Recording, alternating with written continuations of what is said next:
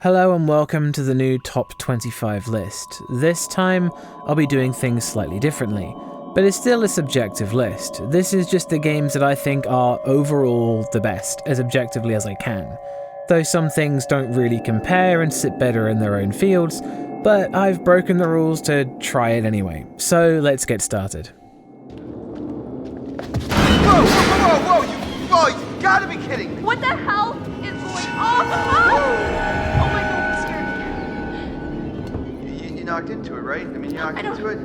I don't think so. I don't know. Until Dawn is a game about a group of friends returning to the mountain where a disaster came about the previous year, where two of their friends died in a tragic accident. And whilst the return was supposed to be a party and memorial set up by the brother of the two who died, it turns into a bloodbath as the threats both terrestrial and supernatural assault the group as they try and survive and find help on the mountain. Until Dawn is a choose-your-own-adventure style game and still the best one in its genre, and whilst many of the scares are cheap and don't really work, it still creates an intensity through its quick-time events and choices. The atmosphere and story, as well as the realistic gore and incredible sound design, make this game the best way to insert yourself into a horror film and either live as the hero or end up dead on the cutting room floor. Easily the main appeal is to choose your own adventure story, with even subtle choices leading to a lot of dramatic outcomes but also equally subtle changes.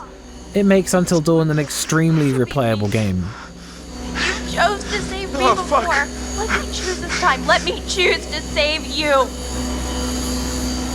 If I do one less thing in my life, let me do this.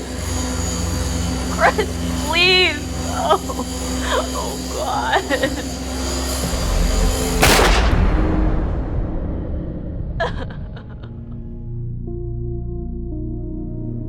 Gary, what the fuck are you doing? No one's gonna want to watch this boring thing, and your dry reporting isn't helping. I'm reading the teleprompter. People want to see ghosts! Okay, intern, when Dana says he still haunts the home he grew up in, I want you to run through the background. Murder House is an homage to early Resident Evil and Silent Hill games, and you play as Emma, who with a low-budget filming crew turn up at the house of a famous killer and try to spark some controversy by dressing up as ghosts and overblowing the whole thing. But when the car is sabotaged and the crew start dying, it's time to ask if the Easter Ripper has really retired.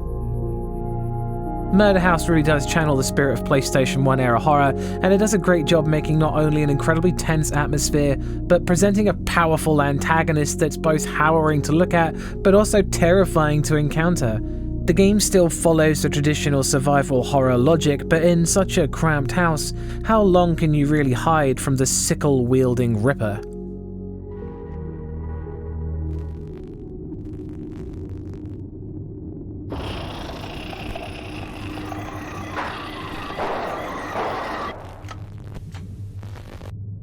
The atmosphere and feeling of dread, the game really nails its influences, and though it's short, it leaves an unforgettable impact.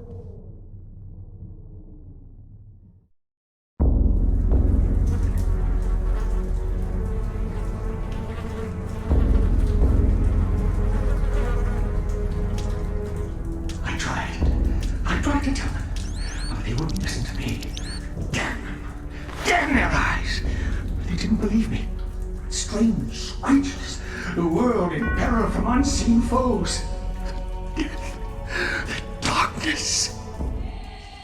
After the grisly murder of her grandfather, Alex returns to his mansion and begins exploring to find out a lot more than she bargained for, with family ties that go back generations and a dark stain that is said to bring about humanity's demise.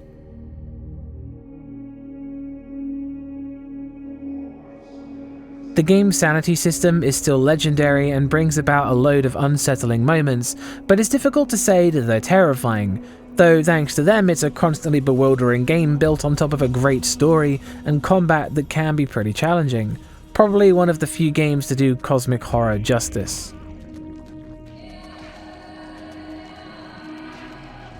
Easily the sanity effects, seeing blood seeping down the wall or watching your character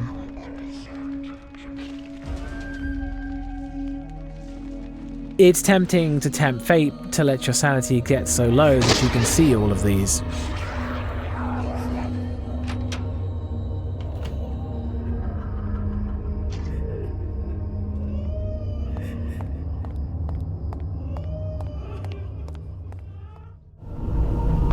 This one seems to be alive. What a lucky guy. At least death would have saved him from the dreams. Let's go and see what value Sidorovich will put on your head. Set in the irradiated wastes in an alternate timeline post-Chernobyl disaster Ukraine, a location known as the Zone, you play as the Marked One who awakens on a body truck and must find and kill a man named Strelok in possibly the most unknown and hostile location on Earth.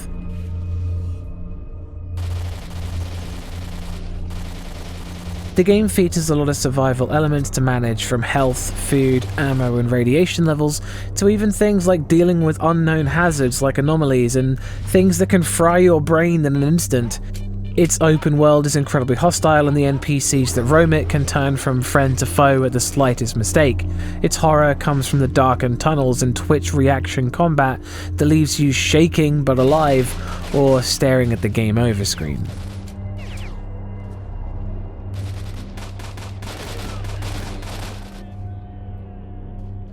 The loneliness, but also the A-Life AI system that allows for the combat to feel natural, unpredictable, but also breathe a breath of fresh air into the environments. Seeing soldiers and other factions going about and doing things makes the zone feel more alive.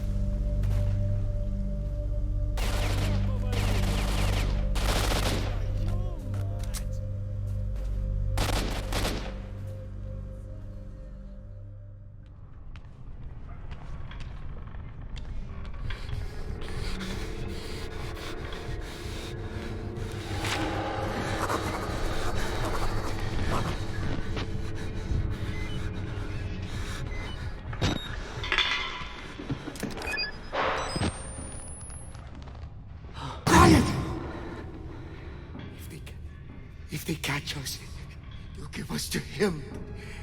The man downstairs. The DLC to 2013's Outlast surpasses the main game by being a tighter, more focused endeavor, with its events coinciding with the main game. You play as Wayland Park, a whistleblower for the Murkoff Corporation, trying to expose and bring down the horrific things you've seen whilst working there. Though sadly, it doesn't go to plan. The game manages to finesse a lot of topics and still be the brutal game that it is, with tense encounters with memorable antagonists and lots of running and hiding from various murderous villains that try to disembowel you.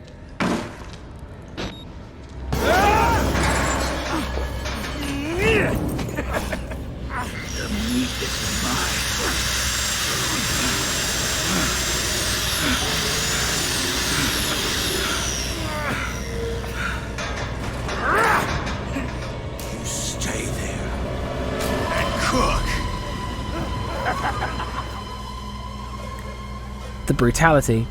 Few games manage to drive home how horrible they are without passing through into senseless and meaningless, and Whistleblower still feels like it's teetering on the line in the sand.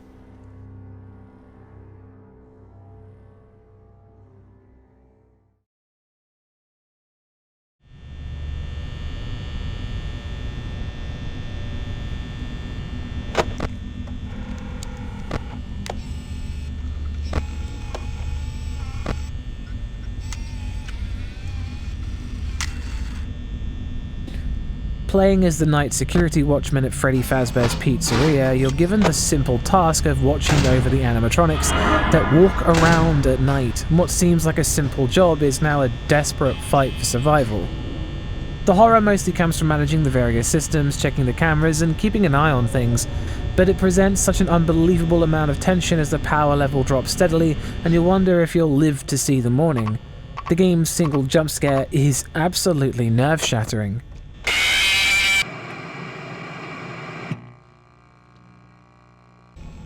Replayability. The AI does unpredictable things. There's lots of different Easter eggs and scenarios waiting in the game for you to uncover.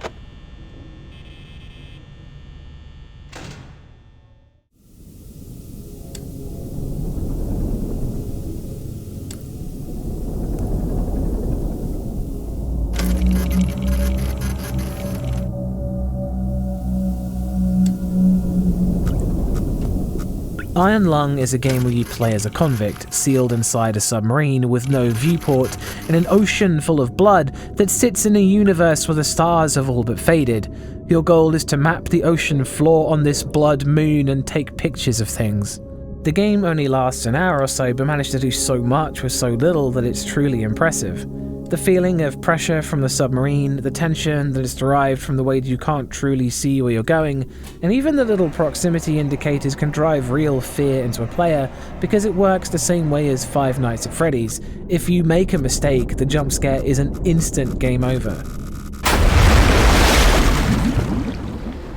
That, and there's all the oddities lurking at the bottom of the ocean. You can hear them swimming around you as your submarine starts to buckle under the pressure.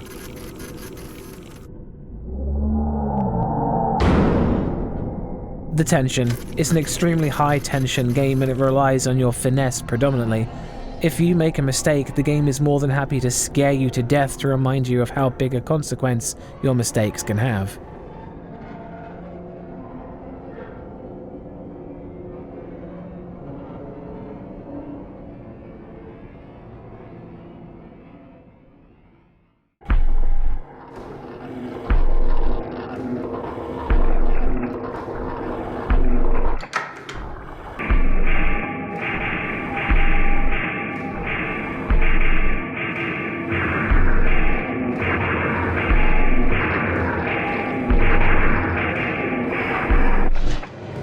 Lost in Vivo is essentially first-person Silent Hill, where you play as someone taking their therapy dog for a walk when it gets washed down a drain hole.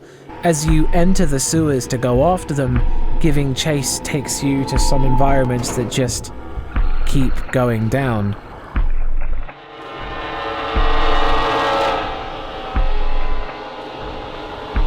Lost in Vivo uses a lot of really great tactics, from pushing you into brutal first-person combat to presenting really unnatural and eerie things, and then it moves from one thing to another with great scripted events and really impressive ideas that make it feel like a greatest hits of indie horror tropes that are all pulled off really well.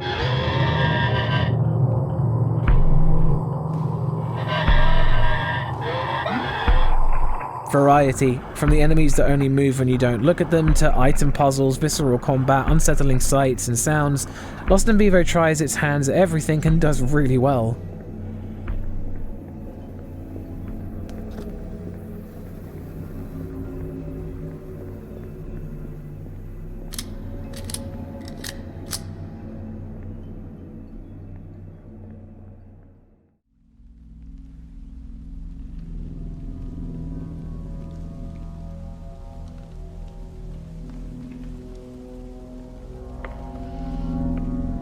Crashed on the far side of the mirror.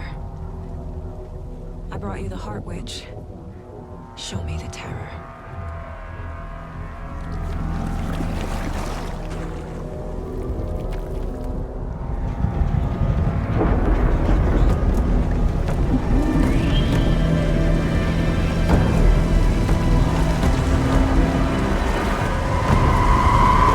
Following on from the events of the first game, 13 years have passed, and FBI agents Saga Anderson and Alex Casey have arrived in Bright Falls to uncover the mystery of the ritualistic murders that have taken place in a forest near the lake. Meanwhile, trapped in the otherworldly dark place, Alan Wake is tormented by the forces that want to keep him there. The game is a marvel for many reasons, with its electrifying atmospheric moments, its strange FMV cutscenes, its intense but satisfying third-person combat, and its open-world exploration alongside some really, really fantastic set pieces and mind-bending story sections. The horror is far more psychological and leaves a haunting impact, but it is a long game and not scary throughout.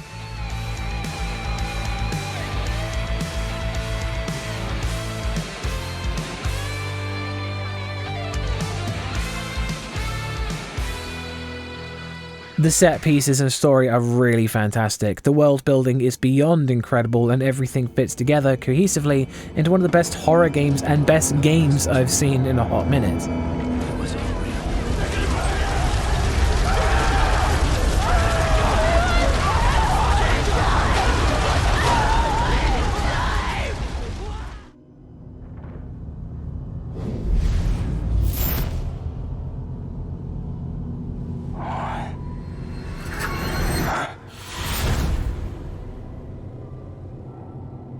The game follows Sebastian Castellanos as he and his partners are dragged into an otherworldly nightmare at the hands of a deranged killer that's out to torment them, the world shape-shifting to his will. The Evil Within really does a great job with survival elements, prioritizing stealth and giving you just enough to fight back and defend yourself, but never allowing you to get too powerful by throwing you into combat sections and boss fights that test your resources. The game's atmosphere and gore are also really well executed, and it has some decently frightening moments, mostly brought about in combat. The game really excels with the way it can bewilder the player by suddenly changing the environment entirely.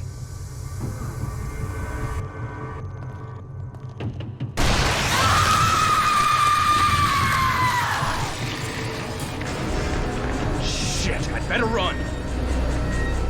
The shape-shifting environments allow for many things to take place and give the game a disjointed, dreamlike feel, like you're being messed with on a reality scale.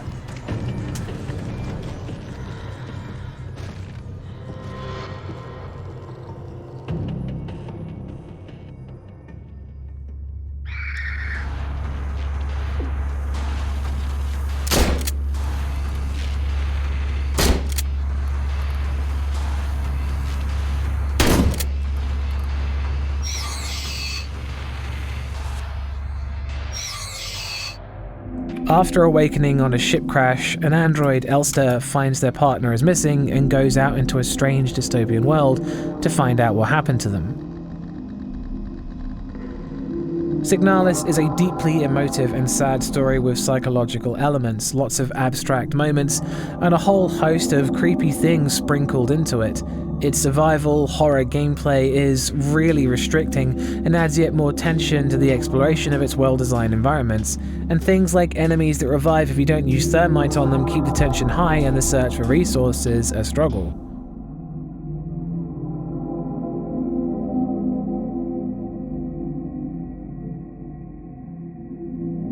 The story is one of the saddest in recent memory, and it's executed really well alongside its more symbolic moments. Even if you don't understand what's happening, you can feel the emotions behind it.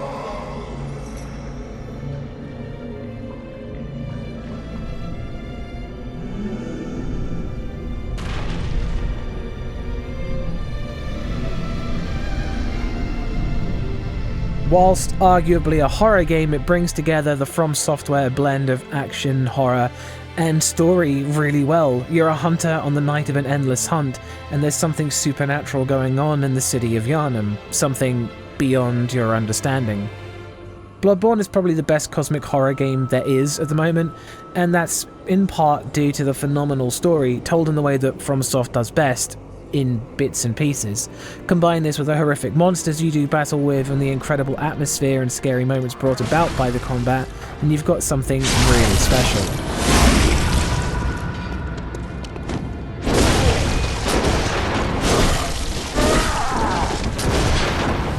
The combat is easily the thing to recommend. It's hard, famously so, but underneath is a rewarding story that gets more harrowing the more you understand, but by design, you will probably never understand everything. We should not abandon the dream. No one can catch us.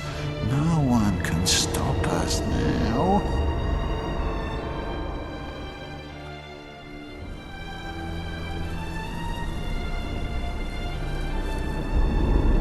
It always comes down to the hunter's helper to clean up after these sorts of messes.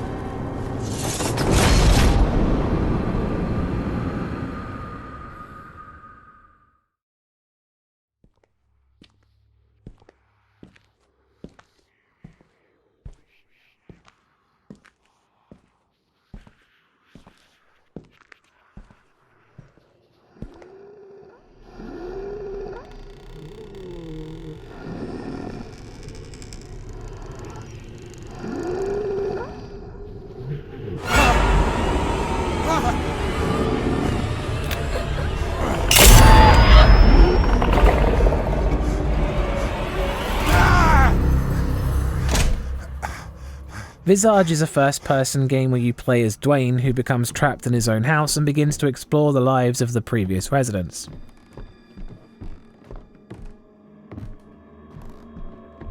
The game has a load of really great scripted events and set pieces, but adds in random elements to keep the playthrough fresh. Things happen on their own, and if you witness them, your sanity gauge decreases, and then you witness things more.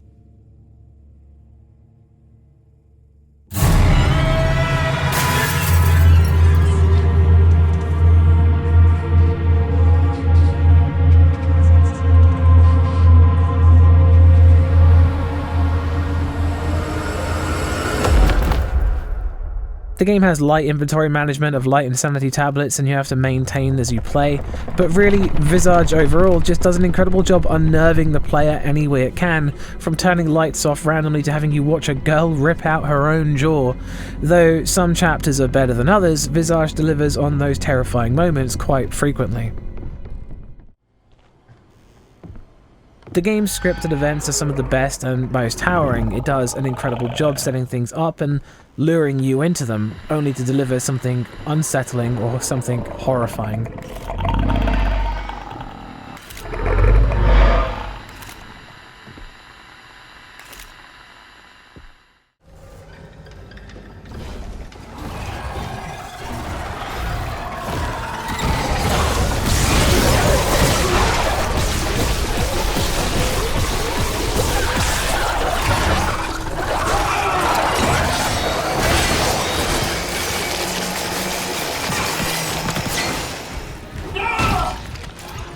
Dead Space is a third-person shooter that follows Isaac Clarke, an engineer that's part of the group of people who respond to a distress call on the mining ship Ishimura, but when they get on board, they find that seemingly no one else is left alive.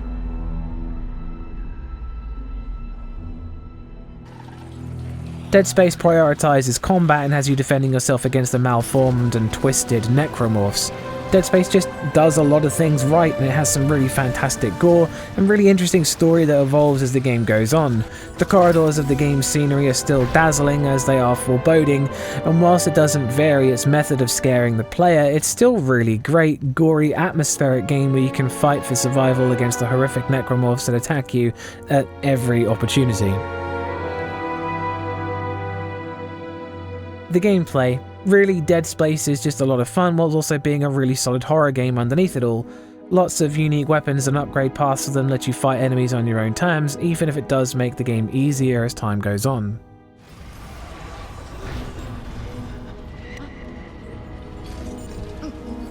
Gotta hold the line. They all came back.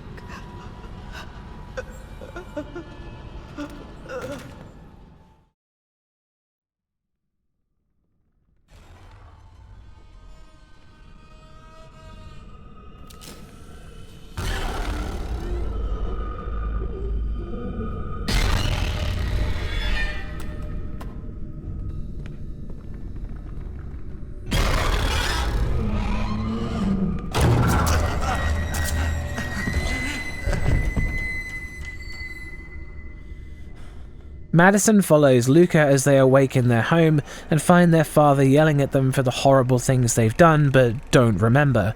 Travelling into their nearby grandfather's house gives things a strange turn.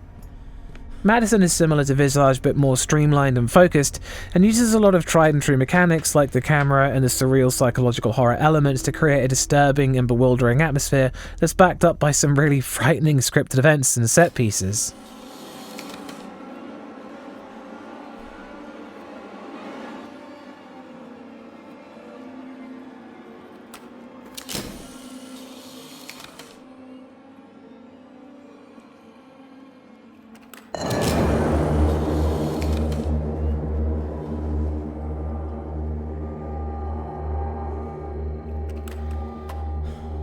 The encounters with the antagonists are the highlight by far, pushing the atmosphere into overdrive as you struggle to get a grip on the situation, and the antagonists' appearances take advantage of it over and over again.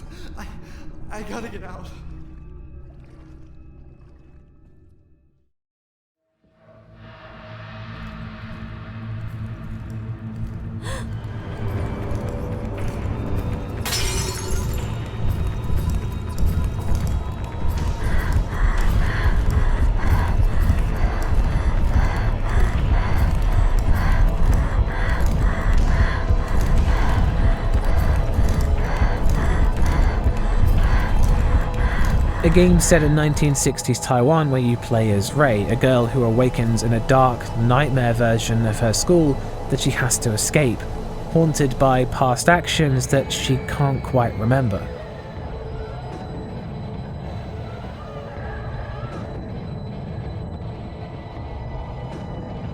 An excellently written side-scrolling game that nails the feeling of guilt and persecution and mixes it with the native Taiwanese folklore that's a breath of fresh air and an unearthly level of creepy. It's disturbing and surreal and sad but beautiful. Though the less I tell you about it and the more you find out for yourself, the better.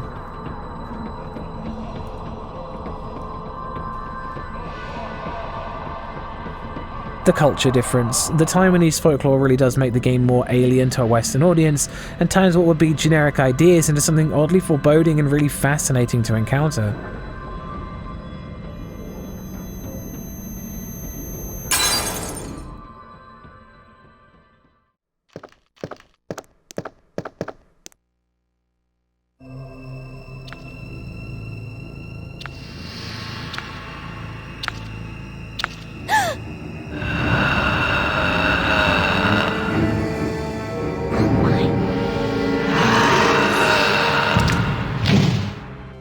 Resident Evil 2 follows rookie cop Leon Kennedy and Claire Redfield as they try to escape the chaos caused by the zombie outbreak in Raccoon City, fleeing to the nearby police department where more is going on than they ever bargained for. Resident Evil 2 has a great B-movie style story full of great moments and concepts, like the horrible shape-shifting monster that follows both characters throughout the game. It has one of the best soundtracks, a really fun to explore main area, and the game keeps on getting better with characters and more story, but it still keeps that cheesy feel with the old style dialogue. It's still fun to blow up a zombie's head, and whilst the game only has a few frightening moments, it makes up for it with charm and atmosphere. The scenarios. Both this version and the remake let you choose which character you want to play as first, and leads you through a scenario, then lets you switch to the second character and almost retrace your steps with a different story and items and actions left behind by your first playthrough. A really interesting concept in a survival horror game.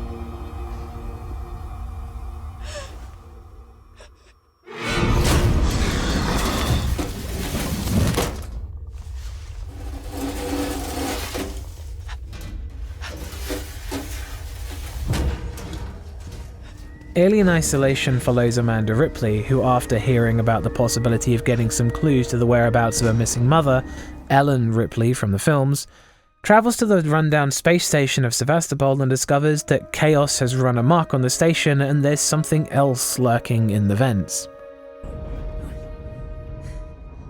Alien Isolation is a nerve-shattering game of cat and mouse against the xenomorph as you sneak your way through the hostile environments of a space station that's falling apart.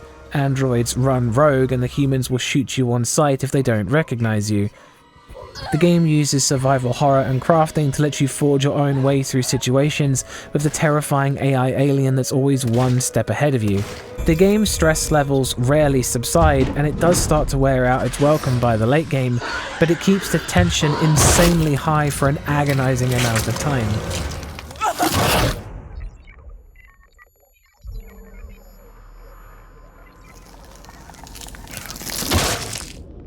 The alien is one of the best antagonists in horror games, being both unpredictable and deadly, mimicking an animal that's deadlier and smarter than you'd ever anticipate, and the cat and mouse game that you play with it is by far the highlight of this game.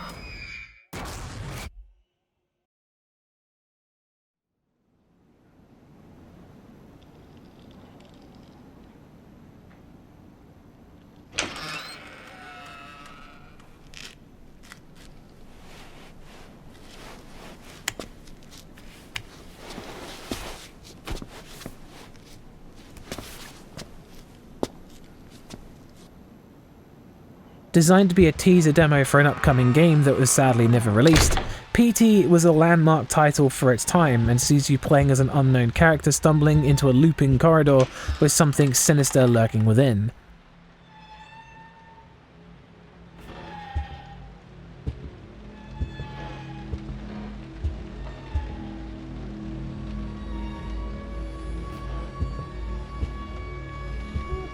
PT started a great deal of things, but few of its imitators really compare to PT itself, with its innovative use of looping corridors to its shadow projection, an unnerving way the radio seems to be talking to you.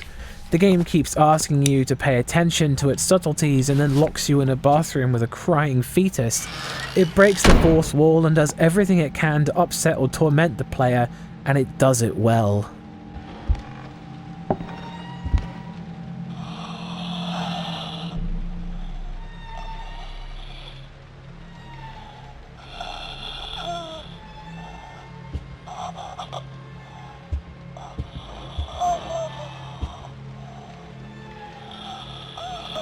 Lisa, the woman who haunts you throughout your time there, the way she's used is really clever and she's deeply unsettling in design. Though the game is incredibly hard to play, there are some imitators out there who try to create a similar experience if you can find it.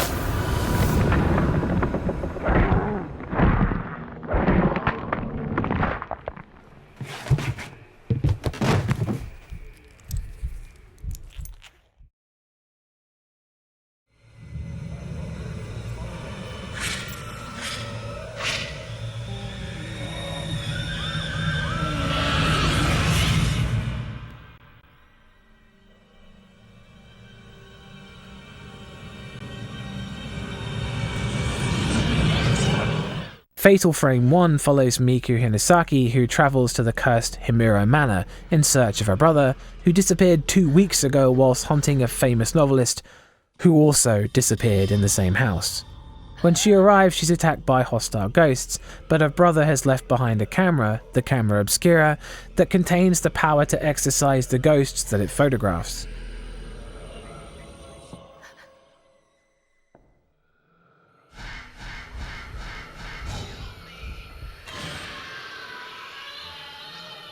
Fatal Frame is a deeply creepy storm of unsettling folklore stories, nail-biting cutscenes, and frantic battles against vengeful ghosts, with an atmosphere and setting that's incredibly well put together.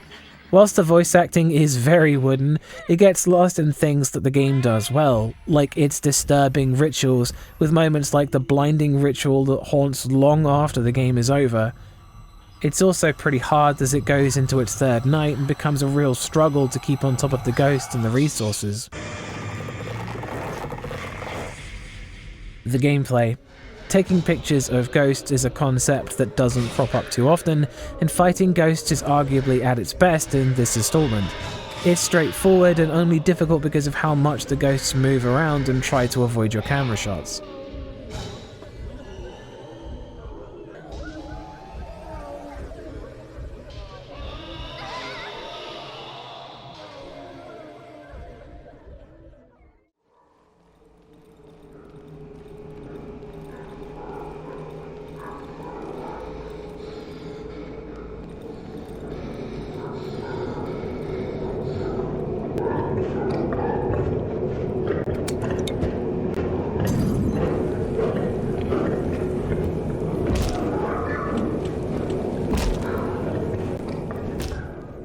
Darkwood is a top-down survival game where you play as a man who was kidnapped, robbed, and is now trying to escape the corrupted woods he finds himself in.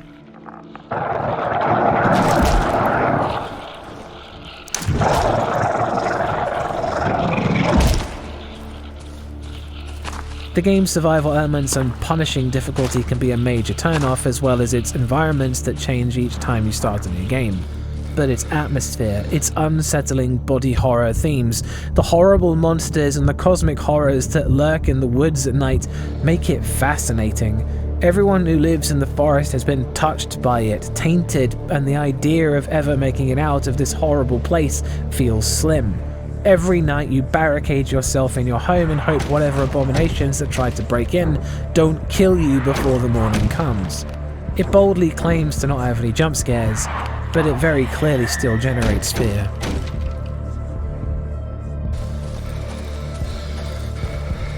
The survival elements. Darkwood has limited inventory and a system that makes you drop items on death, but also has very heavy focus on crafting, from sawing wood to barricade doors and windows, to putting fuel in the generator to keep the lights on at night. And it's satisfying when your fortifications are strong enough to keep the nightmares outside, but the game really tries hard to make that a challenge.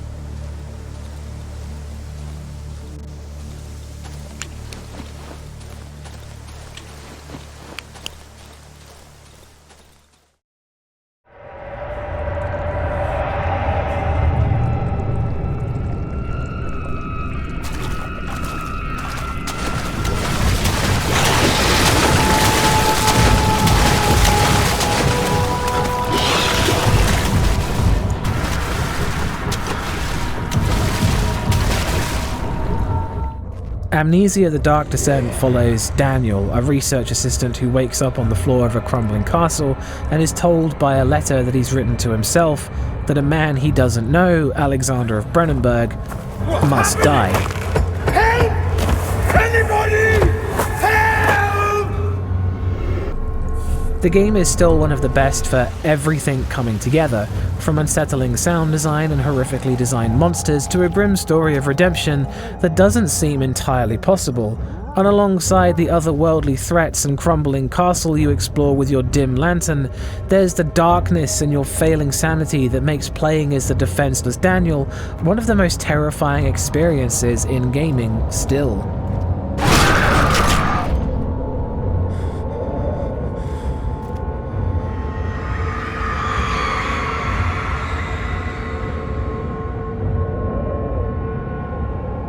The monsters. Still some of the most gruesome monster designs I can think of, even though there's only 2 of them. And whilst they're unpleasant to look at, the game doesn't want you to look at them, with your sanity decreasing every time you peek around the corner to catch a glimpse. And worse than that, when they give chase, there's the screeching violin-like sound that pierces your ears as you feel your doom approaching.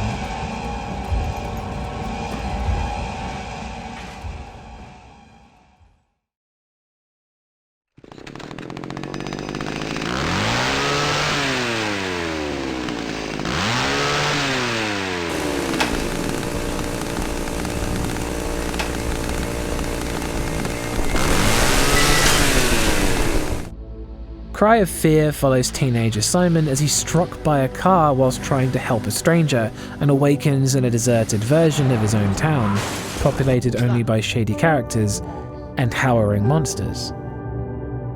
Cry of Fear is a nerve-shattering experience where every moment feels expertly designed to push you to quit the game, mostly thanks to its enemies. Some are violent trash-bag children that try to stab you with knives, and others are almost melted, mutilated women that scream at the top of their lungs as they lunge at you until you gun them down.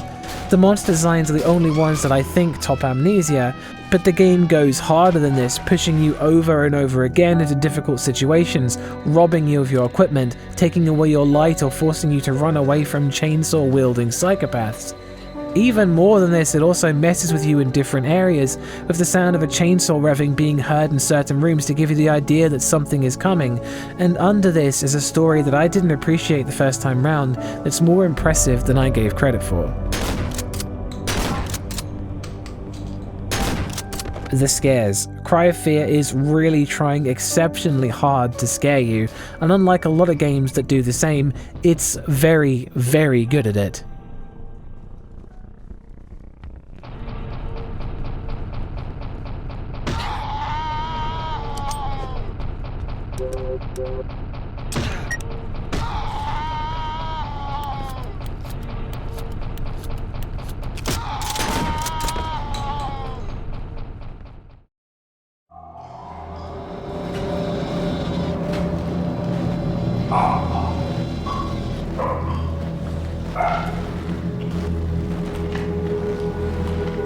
SOMA is a psychological horror game where you play as Simon Jarrett, who after having a brain scan for a condition suddenly wakes up in an underwater research lab on a post-apocalyptic Earth 100 years into the future. The game tackles a lot of heavy topics and is one of the few games to effortlessly give you body horror, existential dread, and crippling loneliness and hopelessness at the same time. Everything's fucked. I give up. There's nothing left. Calm down, it's not the end of the world. You sure? It sure as hell looks like it. For all I know, there's no one left except for me. Whilst not as traditionally frightening as Amnesia or Cry of Fear, SOMA goes deeper to give you an experience in gaming unlike any other. And its dedication to the world that it's created, with its frankly incredible story, pays off with a game that, though still has normal monsters and chase sequences and other things horror games use all the time, pushes them to a side to attack your identity as a human and make you question what defines you. The story. Hands down the best in horror gaming, with, at the moment, nothing that goes as deep into the human psyche and asks it to make decisions, then live with them as SOMA does. Okay? Are you okay? I don't know. I want to go home.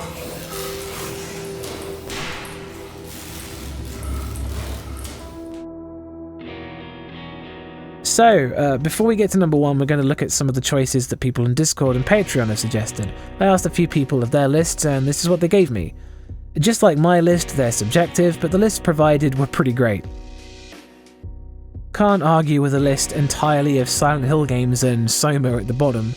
Resident Evil 7 and Outlast 2 were pushed out by other entries in the series for my list, but they're both still really good, especially Resident Evil 7.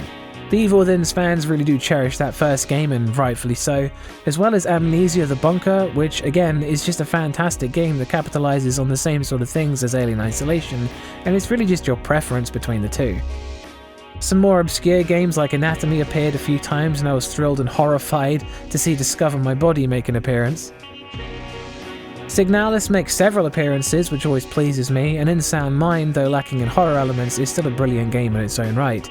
Some cool mentions that weren't already on the list were Condemned Criminal Origins, Resident Evil Village, and The Mortuary Assistant, and yeah, if I changed the rules a little or added more games, then these definitely would have been on the list too.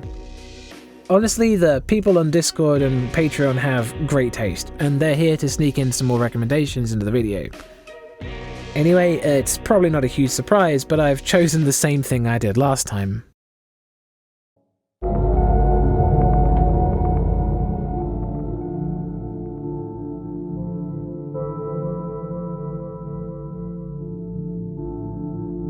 Silent Hill 2 follows James Sunderland as he travels to the town of Silent Hill after he receives a letter from his dead wife Mary telling him she's waiting there for him. The game is peak psychological horror that really shows how it's meant to be done, with it ticking nearly every box and even some that it itself helped to make. The characters seem trapped, tormented, and lost in Silent Hill's dreamlike town, full of empty sadness and vague feelings of guilt lurk in every dark room, before it gives way to the nightmarish otherworld that pushes things into the menacing and surreal. Monsters that symbolize different things crawl across the floor or swing at you with weapons, gunning down these abominations in pitch-black hospital corridors as the clanging sound of scissors and rusty saw blades permeate your ears.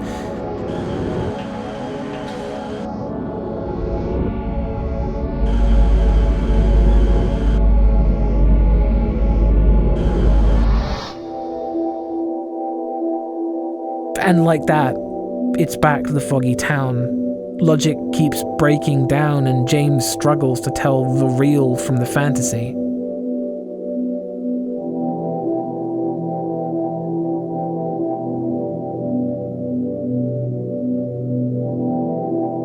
The experience. There are few games that really feel the same way that Silent Hill 2 does, even in comparison to the other games in the series. It sits alone as a personally haunting experience, groping around in your brain as you sit and watch someone else's nightmares unfurl. And that's it for this list. It's been 2 years, and hopefully if the support continues, there will be another updated video in another 2 years. Before I go, I want to tell you about the next video I'm going to upload, which is going to be a scariest games list that will be similar to this, but slightly different. And also, if you'd like to visit the Patreon, there's quite a few written reviews for things, and with the plan to add far more in the future.